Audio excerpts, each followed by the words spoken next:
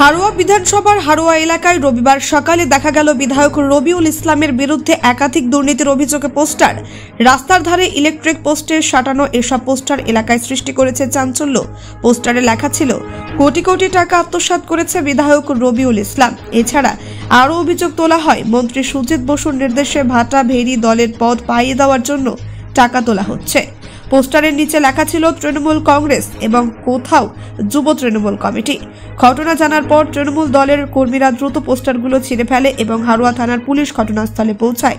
বিধায়ক রবিউল ইসলাম স্পষ্ট দাবি করেছেন, তিনি মাত্র 3 মাস ধরে বিধায়ক নির্বাচিত হয়েছেন এবং এসব পোস্টার একটি চক্রান্তের অংশ। বিরোধী দল বিজেপি অবশ্য এই ঘটনায় সরব হয়েছে এবং তৃণমূলের বিরুদ্ধে দুর্নীতির অভিযোগ তুলেছে।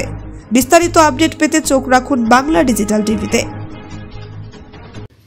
হ্যাঁ, আমার এইমাত্র শুনলাম যে হারোয়ার বিধায়ক রবিউল ইসলামের এগেনস্টে তৃণমূল কর্মীরাই দুর্নীতির পোস্টার মেরেছে।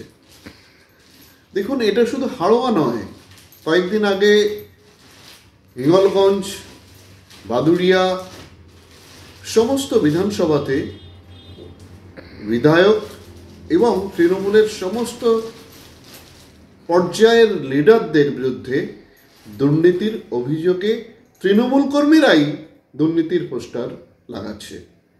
আমরা তো গত কয়েক বছর ধরে বিজেপির পক্ষ থেকে সমস্ত স্তরে সভা সমিতিগুলোতে আমরা তৃণমূলের দুর্নীতি তুলে ধরছি।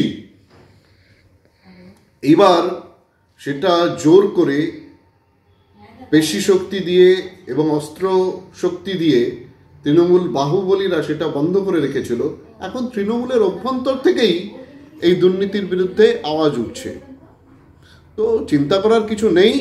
যেমনভাবে দিল্লি থেকে দুর্নীতিগ্রস্ত কেজরিওয়ালের নেতৃত্বাধীন আপ সরকার দূর হয়েছে, তেমনি খুব শীঘ্রই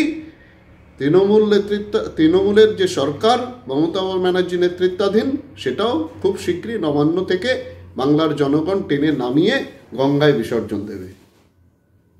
সুকল্যাণ বৈদ্য, বসিরহাট সম্পাদক।